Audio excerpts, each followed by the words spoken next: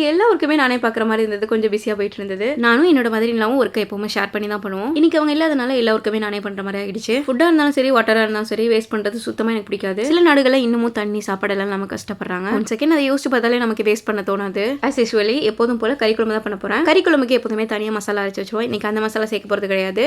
கறிக்குழம்பு, ரசம், சாதம், அது கூட ஆம்லெட். ஓகே வியூவர்ஸ், இந்த வீடியோ பார்க்கறதுக்கு முன்னாடி நம்மளோட சேனலை மறக்காம சப்ஸ்கிரைப் பண்ணிக்கோங்க. கடாய் ஹீட் ஆனதும் அது கூட ஆயில், பட்டை, கிராம்பு, ஸ்டார் அனீஸ், அது கூட கட் பண்ண onion, salt, ginger garlic paste, பச்சை ஸ்மெல் போனதும் அது கூட கிரீன் சில்லி, அது கூட கட் பண்ண டொமேட்டோ, அதுவும் நல்லா வதங்கினதும் சிக்கனையும் அது கூட ஆட் பண்ணிக்கிறேன். சிக்கனை இது மாதிரி மேக்னேட் பண்ணி குக் பண்ணும்போது சிக்கனுக்குள்ள டீப்பா உப்பு புளிப்பெல்லாம் இறங்கிருக்கும். Turmeric powder, chilli powder, coriander powder, கனல் powder, jeera powder, garam masala, cut பண்ண பொட்டேட்டோ அது கூட ஆட் பண்ணி நல்லா மிக்ஸ் பண்ணி விட்டுட்டு கொஞ்சமா தண்ணி ஊற்றி க்ளோஸ் பண்ணி வச்சிடணும். மீடியம் ஃப்ளேம்ல வச்சுட்டு க்ளோஸ் பண்ணி விட்டீங்கன்னா 30 செகண்ட்ஸ்ல கறிக்குழம்பு ரெடி ஆகிடும். என்னதான் மார்னிங் எந்திரிச்சது டீ சாப்பிட்டாலும் குக் பண்ணும்போது ஒரு டீ சாப்பிட்டா தான் கொஞ்சம் ரெஃப்ரெஷ்ஷா இருக்கு. ஹாஃப் வாட்டர் மெலன் ஃப்ரிட்ஜ்ல வச்சிருந்தா அதை எடுத்துட்டு வந்து அப்படியே சாப்பிட்டுட்டேன். அந்த ஃபீல் இருக்கே எப்படி சொல்றது. இது மாதிரி உங்களுக்கு நடந்திருக்குன்னா மறக்காம கமெண்ட்ல சொல்லுங்க.